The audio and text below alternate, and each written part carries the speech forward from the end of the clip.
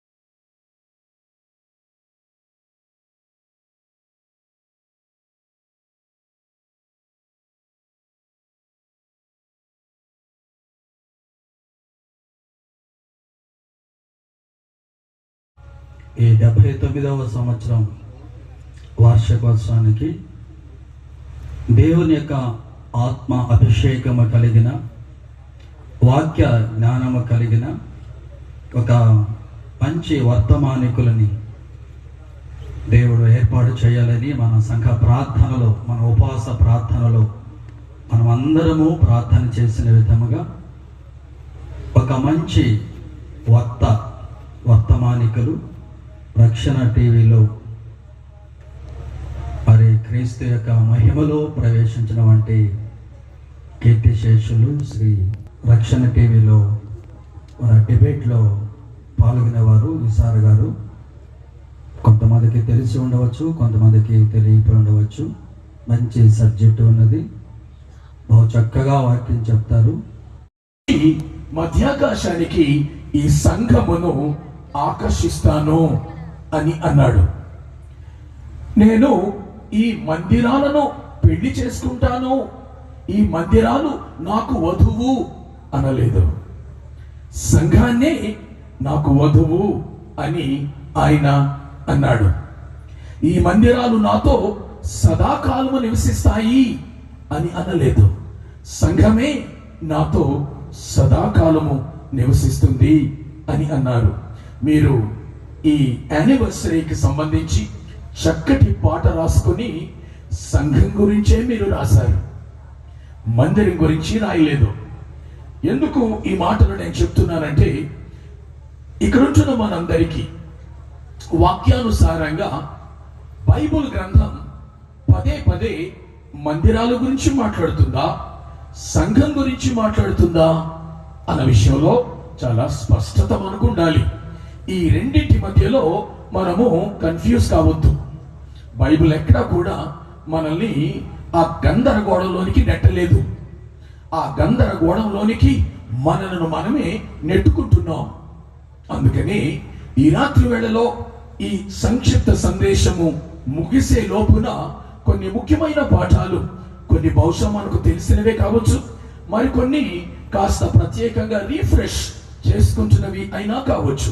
వాటిని మన ముందు ఉంచాలని నేను నేర్చుకుంటూ మీకు నేర్పిస్తూ వాక్యం చేత మన విరువురుము జ్ఞాపకం చేయబడుతూ పరిశుద్ధాత్మని చేత బోధించబడుతూ అన్వయించబడుతూ ఆచరణలోనికి వాటిని తెచ్చుకోవాలని దేవుని నామాన్న ఆశిస్తూ ఉన్నాను.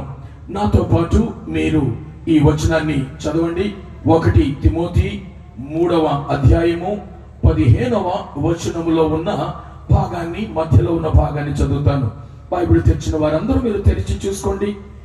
1 తిమోతి 3వ అధ్యాయము 15వ వచనం మధ్యలో, దేవుని మందిరములో జీవము గల దేవుని సంఘములో జనులేలాగు ప్రవర్తింపవలెనో అది నీకు తెలియవలెనని ఈ సంగతులను నీకు వ్రాయిచున్నాను. అది అపోస్తలుడైన పౌలు తిమోతికి రాస్తూ, తిమోతి నీకు ఈ ఉత్తరాన్ని రాస్తున్నాను. నిజానికి నేను వచ్చి ప్రత్యక్షంగా నిన్ను ముందు కూర్చోబెట్టి ఈ మాటలన్నీ చెప్దాం అనుకున్నాను. కానీ నీ దగ్గరకు నేను రావడం ఆలస్యం అయ్యేటుంది. ఈలోగా ఉత్తరము నిన్ను ముందుగా చేరుకుంటుంది. ఆ ఉత్తరములో నీకు అవశ్యం తెలియాల్సిన విషయాలు నేను రాస్తున్నాను. నేను రావడం జరిగితే దేవుని చిత్తమై మరింత దగ్గరగా మాట్లాడుకుందాం. అయితే మెట్టుకు ఈ ఉత్తరాన్ని నీకు రాస్తున్నాను అని చెబుతూ ఈ మొత్తం 6 అధ్యాయాల మొదటి ఉత్తరములో కీలక వచనాన్ని నేను చదివి వినిపించాను. తిమోతి, జీవము గల దేవుని సంఘములో జనులు ఎలాగూ ప్రవర్తింపవలెనో అది నీకు తెలియవలెనని ఈ సంగతులను రాయిచున్నాను. తిమోతి ఎఫెసు అనే ప్రాంతంలో ఆ సంఘములో పౌలు చేత నియమించబడిన వాడై కాపరిగా పెద్దగా ఉన్నాడు. ఆ ఉత్తరాన్ని రాసేటప్పుడు నేను అక్కడ ఉంటే ఇలా అడిగి ఉండేవాడిని, పౌలా, నువ్వు తిమోతికే ఉత్తరాన్ని రాస్తున్నావు, తిమోతి కాస్తున్న సంఘానికి అవసరం లేదా అని అంటే, ముందు తిమోతికి, ఆ తర్వాత తిమోతి ద్వారా సంఘానికి అంటాడు. ముందు తిమోతికి, ఆ తర్వాత తిమోతి ద్వారా సంఘానికి. ఇదే లైన్లో గనుక మాట్లాడితే ముందు సంఘ కాపరికి, ముందు సంఘ స్టాండింగ్ కౌన్సిల్ సభ్యులకు, ముందు సంఘ వివిధ విభాగాల నాయకులకు, నాయకురాళ్లకు, వాళ్ళకి ముందు, ఆ తర్వాత వారు కాస్తున్న సంఘానికి, వారు నిర్వహిస్తున్న సంఘానికి, వారు నాయకత్వం ఇస్తున్న విభాగపు ప్రజలకు, విశ్వాసులకు, ముందైతే కాపరికి, ముందైతే పెద్దలకు అని అంటాడు. ప్రియులారా, ఈ చిన్న నియమాన్ని ఇవాళ అన్ని సంఘాల కాపరులు, అన్ని సంఘాల నాయకులు, అన్ని సంఘాల విభాగాల అధినేతలకు మనస్సున పడితే, వారి తలకాయలోనికి వెళితే, వారి మస్తిష్కంలో అది స్థిరపడితే సంఘాలు ఇప్పుడున్నట్టుగా ఉండవు. సంఘాలు మరింత ఉచ్చ స్థితిలో ఉంటాయి, అనగా ఉన్నత స్థితిలో ఉంటాయి. నేను ఇక్కడ నిలబడి మాట్లాడుతూ ఉన్నందుకు మీతోనే మాట్లాడేస్తున్నాను అని అనుకోకండి. ఇది మీకు వర్తిస్తుంది, నాకు వర్తిస్తుంది, సార్వత్రిక సంఘములోని ప్రతి సంఘ అంగానికి వర్తిస్తుంది. మీరు పాడిన పాటలోని మాటలు నేను చెప్పాలి అంటే, కాబట్టి వాక్యము ఒక శాఖకు, ఒక సంఘానికి ఒకలా, మరొక శాఖకు, మరొక సంఘానికి మరొకలా ఉండదండి. వాక్యము సార్వత్రిక సంఘానికి చెందినది. ప్రతి స్థానిక సంఘానికి, సార్వత్రిక సంఘ అంగానికి ఒకే విధంగా వర్తించేది. అందుకని ఈ ప్రపంచంలో ఇప్పుడున్న కోట్ల కొలది స్థానిక సంఘాల కాపరులు, కోట్ల కొలది స్థానిక సంఘాల పెద్దలు, పరిచారకులు, పరిచారకురాళ్ళు, వీళ్ళందరి మనందరి మెదళ్లలోనికి ఎక్కాల్సింది ఏంటి అని అంటే, బోధించబడుతూ ఉన్న, ప్రకటిస్తూ ఉన్న, ఉపదేశిస్తూ ఉన్న ఈ వాక్యము మొదట నాకు, మొదట సంఘ కాపరులకు, నాయకులకు, పెద్దలకు, పరిచారకులకు, మొదట మనకు, ఇది నీకు తెలియవలెనని ఈ సంగతులను రాయిచున్నాను తిమోతి. ఈ మాటను సీరియస్ గా తీసుకుందామా? ఒకవేళ నేను నేర్వకపోతే కాపరిగా, పెద్దగా మీకు నేర్పించలేను. నేను సాధన చెయ్యకపోతే సాధన చెయ్యండి అని అనలేను. నేను సాధన చెయ్యకుండగానే మీరు చెయ్యండి అని ప్రతి ఆదివారము బల్లగుద్ది వాక్యాన్ని దంచుతూ ఉంటే నా ప్రసంగాలు మీకు నచ్చొచ్చేమో గాని దేవుని దృష్టిలో నేను ఒక వేషధారిని అవుతాను. నేను ఏదైతే సాధన చెయ్యనో అది మీకు బోధించినప్పుడు మీకు నచ్చుతానేమో, కానీ దేవునికి నచ్చను. నేను ఏదైతే నేర్వనో మీరు నేర్చుకోండి అని మీకు చెప్పినప్పుడు మీకు నేను మంచివానిగా అనిపించొచ్చేమో గాని దేవుని దృష్టిలో కాను. అందుకనే పెద్దలమైన, నాయకులమైన 79 సంవత్సరాలు ఎవరెవరిని దేవుడు వాడుకుంటూ వచ్చాడో ఈ సంఘానికి సంబంధించి అందరికీ ఆయన రాకడ ఆలస్యమైతే ఇక ఎంత మంది దైవజనులు, కాపరులు, పెద్దలు ఈ సంఘాన్ని ముందుకు తీసుకువెడతారో అందరికీ వర్తించే మాట ఏంటంటే, నేర్చుకుందాం, నేర్పిద్దాం, సాధన చేద్దాం, చెయ్యమని చెప్దాం. ఇలాగున మనము చేయగలిగినట్లయితే మనము దేవుని దృష్టికి నిందారహితంగా ఉంటాం, దేవుని దృష్టికి యథార్థవంతులుగా ఉంటాం, దేవునికి నచ్చుతాం. అలాంటి ప్రభువుకు నచ్చే సంఘ కాపరులుగా, నాయకులుగా, వివిధ అంగాల పెద్దలుగా ఈ తెలుగు బాప్టిస్ట్ సంఘము ఈ సింగంపేట ఈ గ్రామంలో మీరుండాలని ఈ 79వ వార్షికోత్సవ సందర్భాన్ని అర్థం చేసుకుంటూ ఈ నేపథ్యంలో వాక్యము నుంచి మీకు ఒక సూచనను నేను ఇస్తూ ఉన్నాను. ఇది మీరు తీర్మానం చేసుకోవాల్సింది.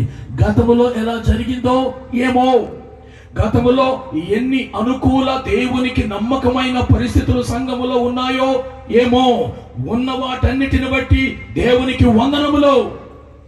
ఎక్కడైనా ఈ 79 ఏళ్లలో గాడి తప్పితే, శృతి తప్పితే, పద్ధతి తప్పితే, నేర్పించకపోతే, సాధన చేసి చెయ్యండి చెప్పకపోతే, చెప్పేదొకటి చేసేదొకటి అయితే, దేవా ఈ సంఘ నాయకత్వాన్ని, సంఘ కాపురత్వాన్ని, అలాగే ప్రతి స్థానిక సంఘ నాయకత్వాన్ని, కాపురత్వాన్ని ఆయన కరుణించునుగాక.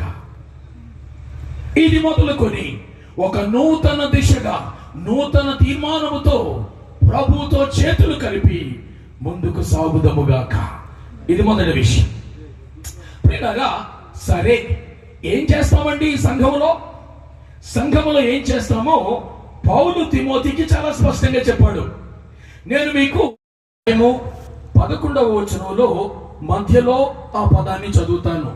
భక్తిహీనులకును, బైబిల్ తెరిచి చూడాలి, భక్తిహీనులకును, నేను చదివిన మాట ఉందో లేదో చూడండి అంతే.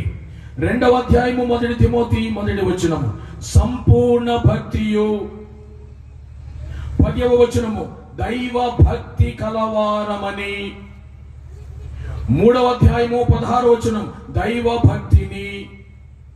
4వ అధ్యాయం 7వ వచనం, దేవ భక్తి విషయములో. 8వ వచనం, దైవ భక్తి. పేజీ తిప్పితే 5వ అధ్యాయము 4వ వచనము మధ్యలో భక్తి. 6వ అధ్యాయము 3వ వచనము దైవ భక్తికి. 5వ వచనము దైవ భక్తి. 6వ వచనము సంతుష్టి సహితమైన దైవ భక్తి. 11వ వచనం భక్తిని. చెప్పడమా ఏ పదం వచ్చింది పదే పదే? భక్తి. భక్తి ఒక మాటలో చెప్పాలనంటే, జీవము గల దేవుని సంఘములో తిమోతి, జనులు నీతో సహా ఎలా ప్రవర్తింపవలెనో అది నీకు తెలియాలని ఈ ఉత్తరాన్ని రాస్తున్నాను. జనులు ఎలా ప్రవర్తింపవలెనో అన్న దగ్గర జనులు ఎలా భక్తి చేయవలెనో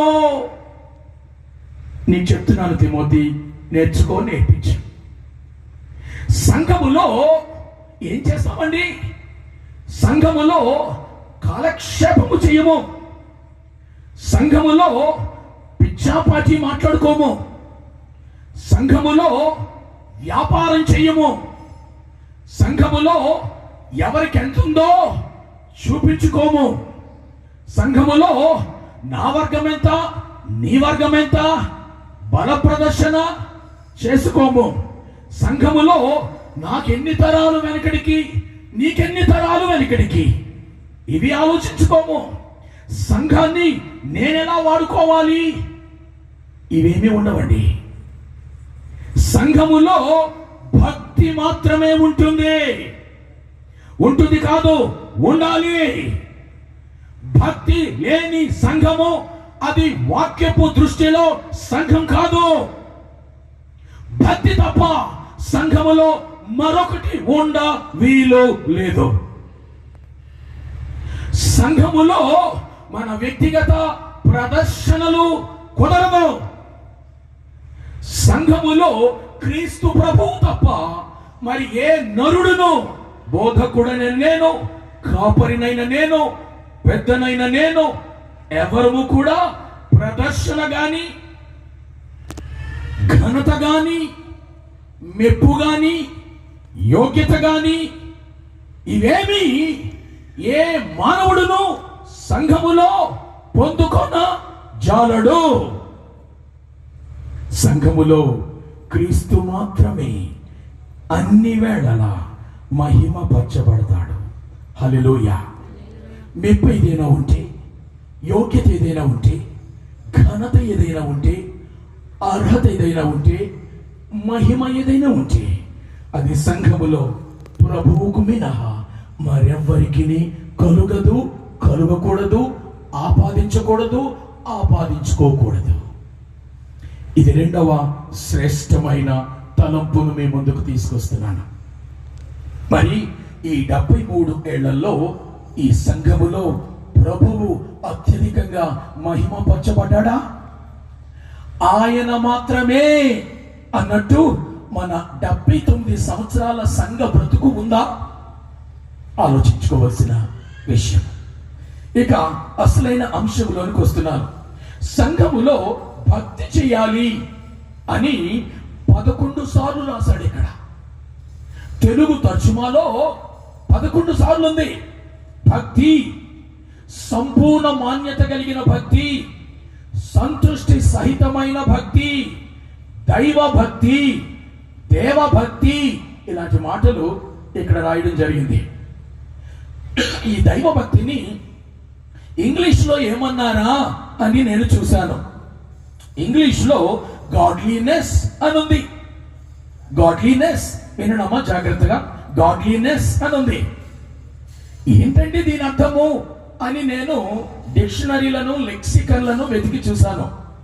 దానికంటే ముందు ఈ గాడ్లీనెస్ అని ఇంగ్లీష్లోను, భక్తి అని తెలుగులోను రాయబడిన మూల క్రొత్త నిబంధన గ్రీకు పదము ఏంటి అని చూశాను. యూసుబియా అని ఒక మాట ఉంది గ్రీకు పదం. అంటే ఏంటి అని వెతికాను. 2 అర్థాలు అక్కడ గ్రీకు మూల పదములో కనిపిస్తున్నాయి. ఒకటి the highest form of reverence, అత్యధికమైన గౌరవ ప్రపత్తులు. The highest form of godliness అనగా అత్యధికమైన క్రీస్తు సారూప్యము, దేవత్వము, దైవత్వము, దైవ గుణగణము. ఈ మాటలన్నీ ఉన్నాయి. ఉన్నారు ఇక్కడ? వినండి, కొద్దిసేపు వినండి. మధ్యలో లేవాల్సిన పనులు లేవు మీకు. మీరు లేచారంటే 10 మంది కళ్ళు మిమ్మల్ని చూస్తాయి, నాకు కనిపిస్తారు, మీరు ఆటంకంగా ఉంటారు. కొద్దిసేపు ఊపి పట్టండి. నిజంగానే ఎందుకు ప్రక్కనున్న వేదాంత కళాశాల మూసుకుపోయిందనంటే, మనకు వేదాంతం నేర్చుకోవడానికి ఇష్టం ఉండదు. మనదంతా కూడా ఉప్పి ఉడకబెట్టే ప్రసంగాలు, లేదంటే నీ యొక్క చెవులు దురద తీర్చే ప్రసంగాలు, ఇవి అలవాటు పడ్డాం. వేదాంత కళాశాలలు మూతపడక ఏం చేస్తాయి? ఈ ప్రాంతంలో ఉన్నవారు ఎంత ధన్యులో అంత బాధ్యతారహితులైన నాయకులు కూడా ఉన్నారు ఈ ఏరియాలో. అందుకే మూతలు పడి ఉన్నాయి అవి. వినండి ప్రియులారా, మీ క్రింద 79 సంవత్సరాల దేవుని నమ్మకత్వం ఉంది. మీకు ఇంకా సంఘంగా కొనసాగాలని ఆశ ఉందా? ఆశ ఉంటే ఈ కొద్ది మాటలు మీరు జాగ్రత్తగా వినాలని మనవి చేస్తుంటున్నారు. ఈ సంఘములో భక్తి చేయడానికి నువ్వు ఉన్నావు అంటే అర్థం ఏంటంటే, నేను ఈ సంఘములో భక్తి చేస్తూ ఉంటే సంఘ శిరస్సు అయిన క్రీస్తుకు మాత్రమే అత్యధికమైన గౌరవ ప్రపత్తులను నేను ఇవ్వాలి. 2, ఈ సంఘములో నేను భక్తి చేస్తున్నాను అంటే సంఘ శిరస్సైన క్రీస్తు ప్రభుని సారూప్యములోనికి అత్యధికముగా నేను మార్చబడాలి. ఈ 2 పనులు సంఘములో జరిగితే ఆ సంఘములో భక్తి జరుగుతుందని అర్థం. చాలా సీరియస్ మాట సుమా, చాలా సీరియస్ మాట ఇది. తెలుగు పదాలు పైన చదివేస్తే కొన్ని అర్థం కావు. అందుకే మూల భాషల్లోనికి వెళితే పరిశుద్ధాత్ముడు ఏ ఉద్దేశంతో భక్తి అన్నమాట రాయించాడు అక్కడ, అది మనకు అర్థమవుతుంది. నువ్వు భక్తి చేస్తే ఈ మందిరములో, ఈ సంఘములో నువ్వు ఎలా ఉండాలో తెలుసా? నీ ప్రవర్తనలో, నీ నడకలో, పడకలో, నీ ప్రతి విధమైన చర్యలలో, సంఘము లోపల, సంఘము బయట, నీ ఇంటిలో, నీ వీధిలో, నువ్వు పనిచేసే చోట ప్రభువుకు మాత్రమే అత్యధికమైన ఉన్నతమైన గౌరవాన్ని నువ్వు ఇవ్వాలి. ఇంకెవరైనా దాని క్రిందే. ప్రభు నెత్తి మీద మరొకడు ఉండడానికి వీల్లేదు. ఎవడైనా ఆయన క్రిందే. 2, ఈ సంఘములో నేను భక్తి చేస్తున్నాను అని అంటే సంఘ శిరస్సు అయిన క్రీస్తు ప్రభుని సమరూపములోనికి నానాటికి మెరుగుపడుతూ ఆయన షేపులు, ఆయన గుణగణాలు, ఆయన స్వభావము, ఆయన క్యారెక్టర్, ఆయన శీలము నాలో నానాటికి మెరుగుపడాలి. ఈ 2 పనులు నాలో ఇక్కడ ఉంటున్నప్పుడు జరిగితే నేను భక్తి చేస్తున్నానని అర్థం. అందుకే సంఘములో క్యారెక్టర్ లెస్ వాళ్ళు ఉండడానికి అవకాశం లేదు. సంఘములో సొంత డబ్బా కొట్టుకునే వాళ్ళు ఉండడానికి ఛాన్స్ లేదు. మనమందరం కూడా క్రీస్తు ప్రభుని డబ్బానే కొట్టాలి, ఇంకెవ్వడి డబ్బా కొట్టడానికి లేదు. మనమందరము క్రీస్తు యేసు ప్రభుని గుణగణము, శీలము అనుకరించు వాళ్ళంగా ఉంటూ కొద్దిగా ఆయన శీలాన్ని మనము పొడికి పుచ్చుకుంటూ నానాటికి మెరుగుపడాలి. మేము ఏ రీతిగానైనా ఒక సంఘముగానైనా కూడుకొని మీ సేవకులు చెప్పిన విధముగా మేము ఏ రీతిగా ఉండాలో, ఏ రీతిగా ఉండకూడదు, నీ దాసుల ద్వారా ప్రభు మీరు మమ్మల్ని హెచ్చరించారు. మరొక్కసారినైనా మా హృదయాలను వెలిగించినారు. మమ్మల్ని వెన్ను తట్టి భుజము తట్టినైనా పొరుకొలిపినందుకు మీకు వందనాలు, స్తోత్రాలు చెల్లిస్తూ ఉన్నా. అయ్యా నీ దాసుడు ప్రభు రెవరెండ్ డాక్టర్ ఎల్కే మృత్యుంజయ గారిని, వారి యొక్క కుటుంబాన్ని, వారి కలిగి ఉన్న సంఘమును, పరిచర్యను ఆశీర్వదించండి. నీ దాసుడికి ఇంకా మంచి ఆరోగ్యం తెచ్చినైనా వెళుతున్న ప్రయాణములు కూడా మీరు తోడుగా ఉండి నీ దాసుడు ప్రభా చేరవలసిన గమ్యానికి అయ్యా వాహనముల విషయంలో కూడా ప్రభా తోడుగా ఉండి క్షేమంగా మీరు నడిపించమని నీ రాకడ ఆలస్యమైతే, నీ చిత్తమైతే మరొకసారినైనా నీ దాసుల వాక్యాన్ని వినాలని ఆశ మాకు ఉన్నది.